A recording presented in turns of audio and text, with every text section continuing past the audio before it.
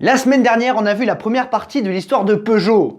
Et aujourd'hui, c'est la deuxième partie. Générique.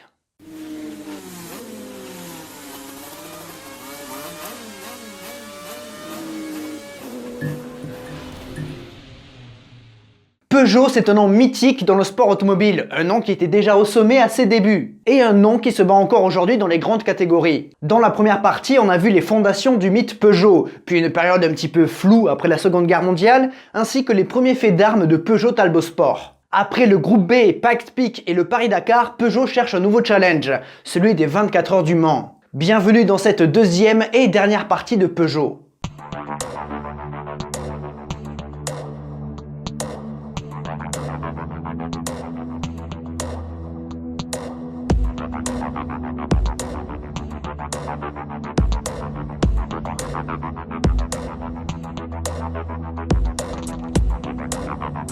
Jean Todt et Peugeot vont découvrir l'univers des circuits et doivent développer un prototype. En 1988, après avoir pris le record de vitesse pure dans la ligne droite des Hunaudières, le projet 905 est lancé. Après avoir relevé le défi de la glace,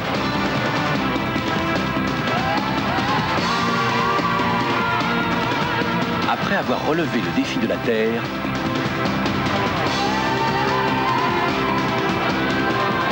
après avoir relevé le défi du sable, aujourd'hui, changement de régime.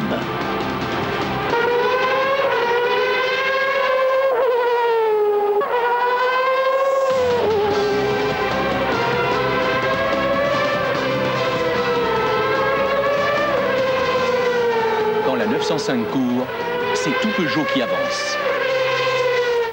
Ils ont l'argent et ils sortent de sa retraite Jean-Pierre Jabouille, l'homme qui a conduit Renault au sommet en F1. Jean-Pierre enchaîne des milliers de kilomètres en essai privé pour développer la nouvelle 905. Jean Todt souhaite engager sa voiture dans les 2 dernières manches du championnat du monde d'endurance 1990. Le problème, c'est que le règlement ne l'autorise pas. Oui, mais bon, Peugeot c'est un constructeur de renommée mondiale qui va mettre beaucoup d'argent dans le championnat. Du coup, on va négocier, Ils vont pouvoir le faire. Bon, peu d'espoir pour cette voiture très neuve, trop neuve. Jabouille et Rosberg abandonnent à Montréal et terminent à 8 tours du vainqueur à Mexico. Mais en 1991, la catégorie Sport 3 litres 5 va vraiment être mise en avant. La première course à Suzuka est tellement ridicule avec un nombre de casses incroyable et c'est la Peugeot numéro 5 de Philippe Alliot et Mauro Baldi qui s'impose.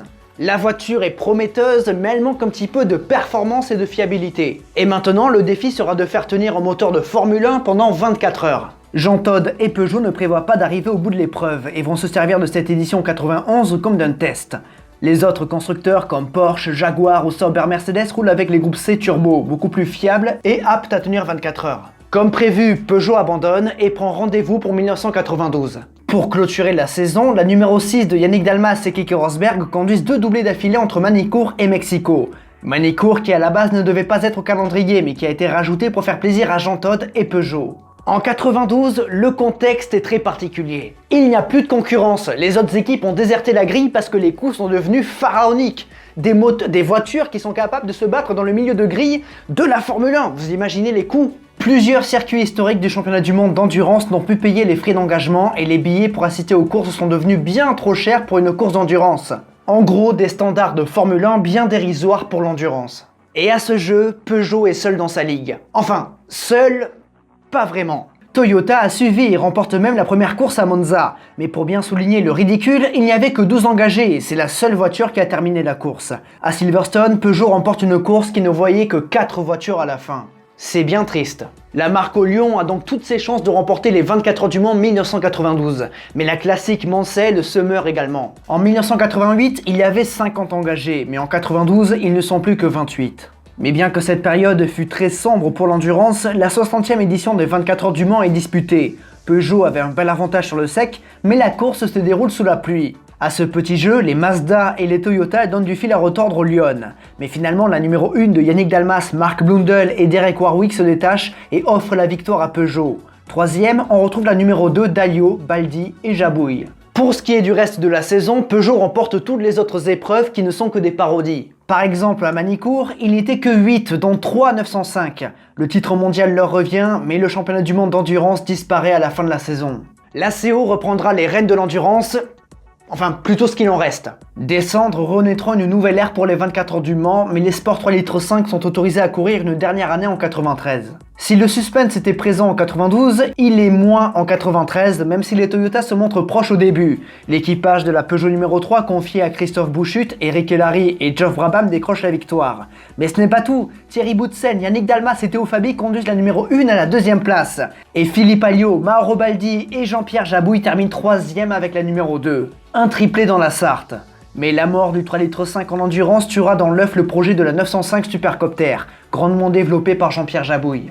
Jamais nous ne verrons cette voiture en compétition. La période de domination de Peugeot entamée en 1985 s'arrête après les 24 heures du Mans 1993. Jean Todt est alors déniché par Ferrari et la marque au Lyon place Michel Schreiber à sa place. Et c'est Jean-Pierre Jabouille qui va conduire Peugeot Sport dans son prochain défi, la Formule 1.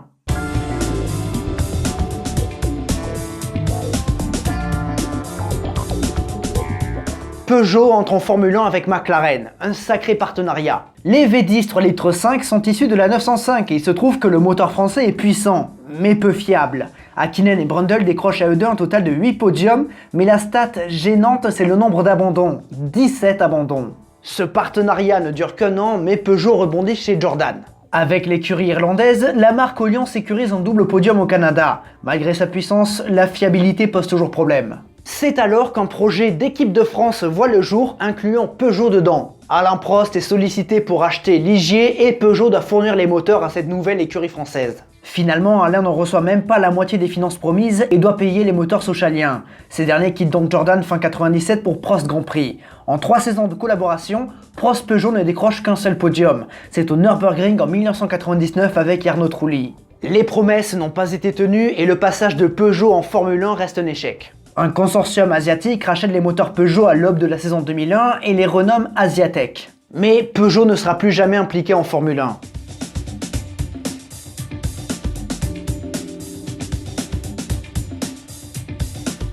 Durant les années 90, Peugeot n'a pas fait que de la Formule 1. Ils se sont également tournés vers le tourisme, notamment avec la 405. Puis d'autres modèles viendront s'ajouter à cette catégorie. Laurent Aiello remporte le Super Tourisme avec la 405 en 97. En 99 et 2000, la 306 décroche la victoire aux 24 heures de Spa.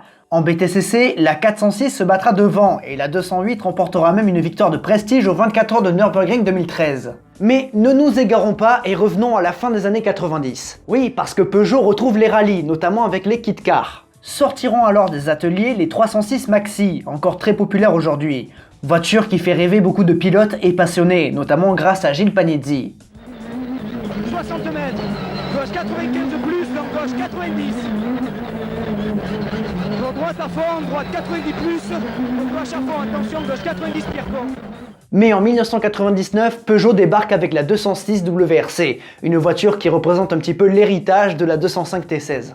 Des pilotes comme Gilles Panizzi, François Delecourt et Marcus Gronholm sont chargés de conduire cette bombe au sommet. Panizzi décroche la deuxième place à San Remo en fin d'année 99 et tout semble prêt pour 2000. Il remporte 6 rallyes, 5 pour Gronholm et 1 pour Panizzi. Le Français arrache le titre pilote et Peugeot retrouve le titre constructeur. En 2001, Richard Burns et sa Subaru lèvent les bras sur le titre pilote, mais Peugeot conserve le titre constructeur avec à nouveau ses victoires. Et en 2002, Marcus reprend son titre et Peugeot conserve le sien.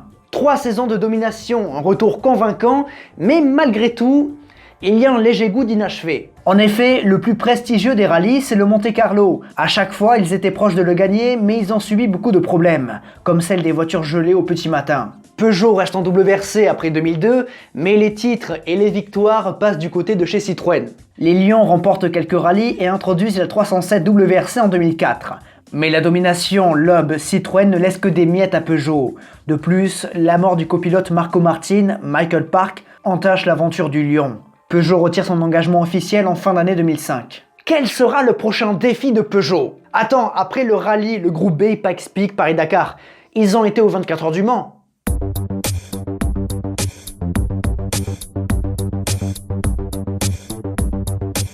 En juin 2005, Peugeot annonce son retour aux 24 heures du Mans. Le diesel les attire. C'est bizarre de dire ça en 2023. En 2006, Audi arrive avec sa R10 TDI et en 2007, Peugeot débarque avec la 908 HDI. Deux façons différentes d'utiliser le diesel. Et en soi, heureusement que Peugeot est revenu, parce qu'avec l'arrivée du diesel et des Audi R10, Pescarolo ne pouvait plus tenir. Pour le retour, Peugeot Sport décroche le titre 2007 du Le Mans Series. Il n'y a plus de championnat du monde depuis 93, mais il y a quelques championnats d'endurance. Le Mans Series en fait partie. C'est très mal dit, mais Le Mans Series en fait partie. Cette 908 est bien née et en juin, Peugeot retrouve les 24 heures du Mans. 2 voitures d'engagés et Stéphane Sarrazin décroche la pole position.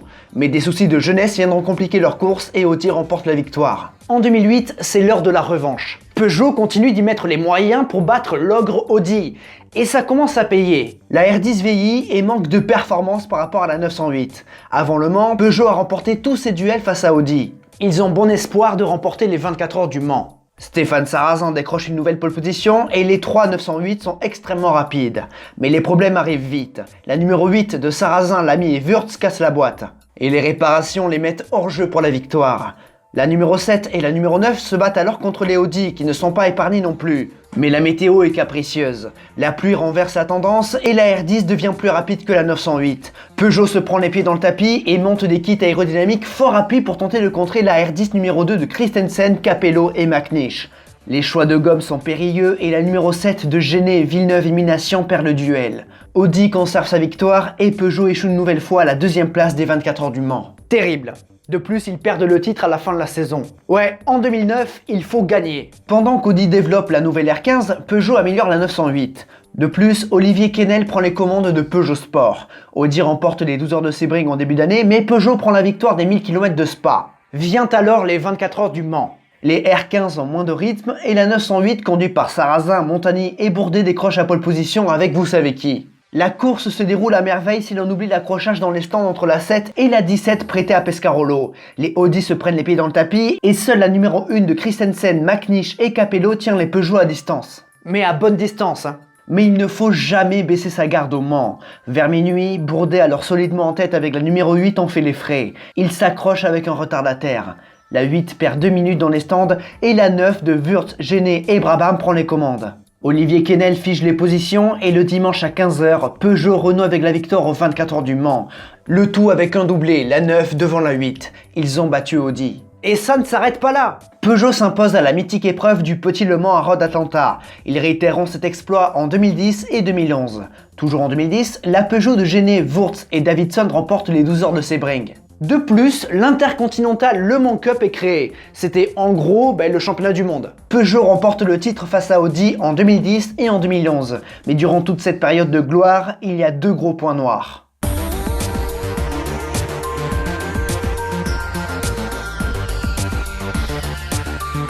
Il y a 4 Peugeot 908 au départ des 24 heures du Mans 2010. Les 3 officiels arborant fièrement les numéros 1, 2 et 3, ainsi qu'une 4e prêtée au Team Oreca. Audi arrive avec leur nouvelle R15+, mais encore une fois, en termes de performance pure, les Peugeot sont au-dessus. Et parmi toutes ces Peugeot, la numéro 2, anciennement la numéro 8, pilotée par Montagny, Sarrazin et désormais Minassian, est la grande favorite. Si la 2 et la 1 prennent un bon départ, la numéro 3 abandonne rapidement sur problème mécanique.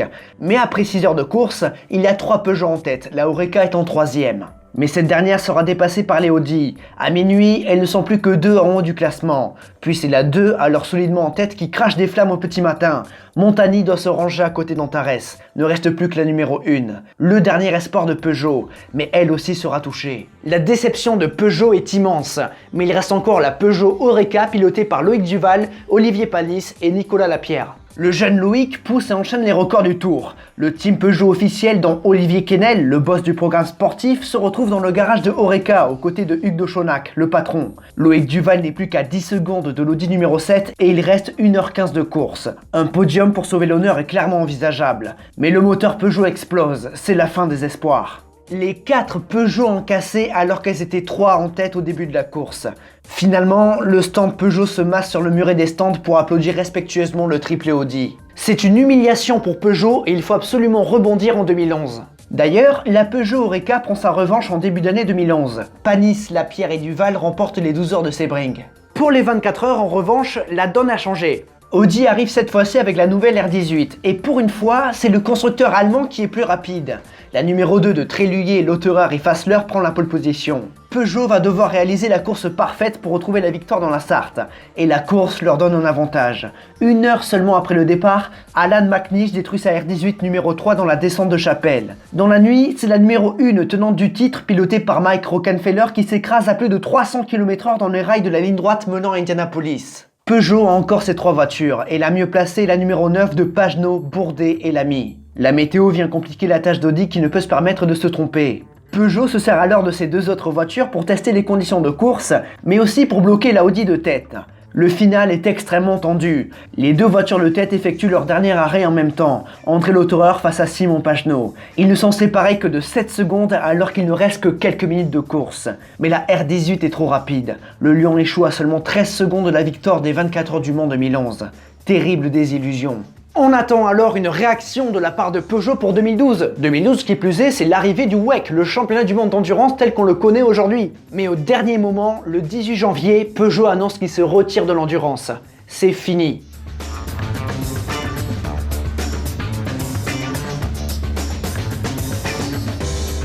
En 2012, Sébastien Loeb remporte son 9e et dernier titre mondial en WRC avant de prendre sa retraite. Et la suite de sa carrière va s'écrire en partie avec Peugeot. En 2013, Peugeot retourne à Pikes Peak, un revival des années 80 avec cette fois-ci la 208 T16. Cette voiture est construite à partir des 908, du moins en partie. En grande partie. Sébastien Loeb découvre une voiture redoutable et Peugeot réussit son retour à Pikes Peak en prenant le record, comme avec Vatanen en 1988. Sauf que Pikes Peak a été asphalté, donc c'est plus simple. Cela dit, je vous invite à regarder ces 8 minutes et 13 secondes de montée, c'est à couper le souffle. En 2015, Peugeot retourne au Dakar. Avec la 2008 DKR, la marque Olian lutte aux avant-postes. Après, Peugeot ne participe pas qu'au Dakar, il participe à plein de courses prestigieuses en rallye raid.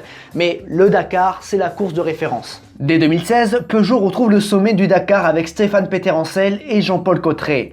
Ce duo confirme en 2017 avec une nouvelle victoire avant que Carlos Sainz et Luca Cruz prennent un 3e succès consécutif pour Peugeot. Et de nouveau, Peugeot s'en va. Décidément, mais revenons un petit peu dans le temps. En 2014, plus précisément, lorsque Peugeot lance son programme de rallycross. La 208 WRX co-engagée avec le team Hansen s'avère redoutable également. En 2015, ils remportent le titre constructeur avant de doubler la mise en 2019. Année où leur pilote Timmy Hansen devient champion du monde des pilotes. Et fin 2018, Peugeot annonce son départ de la compétition. Encore? Eh ouais, mais c'est Peugeot, depuis toujours ils font ça. Ils viennent avec une belle communication, ils gagnent et ils repartent. Après, c'est sûr, le but c'est de se faire de la publicité, pas de s'entêter et de s'endetter en sport automobile. Mais c'est bien dommage d'avoir ce raisonnement trop pragmatique et moins passionnel. C'est dommage pour les fans de Peugeot, mais aussi pour le sport automobile en général.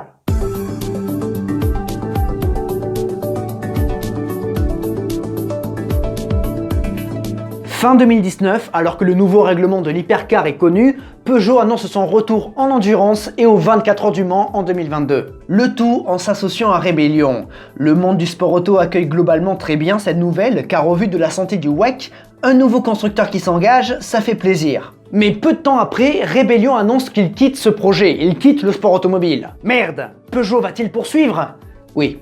Vous pouvez les voir maintenant, c'est Peugeot Sport. Le 6 juillet 2021, la nouvelle 9X8 est présentée et elle surprend beaucoup de monde par son concept. Pas d'aileron arrière. C'est surprenant. Oui, c'est surprenant mais pas inintéressant, quoique très risqué. Peugeot semble sûr de soi et déclare que d'après leur simulation, il serait 1 seconde plus rapide que la Toyota GR010, championne du monde et victorieuse des 24 heures du Mans. Ah, l'humilité à la française.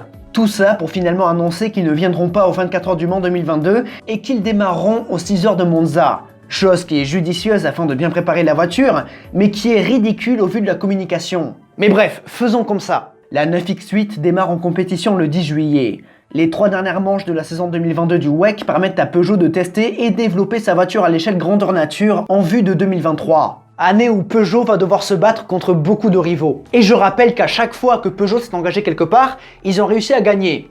Sauf en F1, mais bon. Peugeot, c'est une histoire très riche dans le sport automobile, une histoire pleine de succès, mais aussi de départ et de retour. Personnellement, j'ai du mal à croire qu'ils seront encore là dans 5 ans, même si j'espère me tromper. Mais quoi qu'il en soit, ça fait plaisir de revoir Peugeot sur les devants de la scène, et j'ai hâte de les voir évoluer cette année en endurance et aux 24 heures du Mans. Même si, pour être honnête, la première course à Sebring n'est pas du tout rassurante. Surtout quand on connaît la BOP.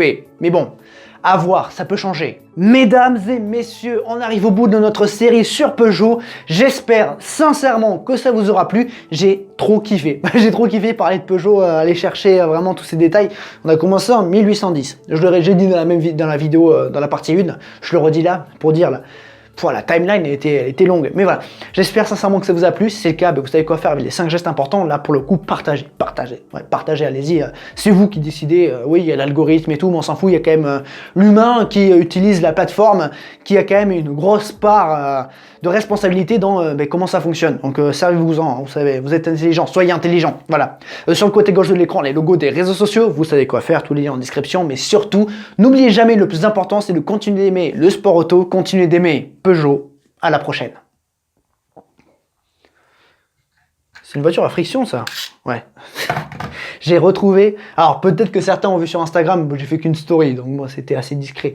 Mais j'ai retrouvé dans le grenier de chez mes grands-parents, hein, quand j'étais gamin, j'avais plusieurs voitures. Et j'ai retrouvé ça. J'ai trouvé une Peugeot. C'était vraiment le matin de quand je tourne cette vidéo. Hein. Donc, c'est génial. Ça tombait parfaitement. J'ai retrouvé la Peugeot 307. Là, c'est Marcus Gronholm. Donc ça, c'est en 2004. Il me semble que celle-là, c'est 2004. Ils mettent pas. Mais ouais, c'est 2004. Voilà. C'est tout ce que j'avais à dire. Bon, allez. Des bisous.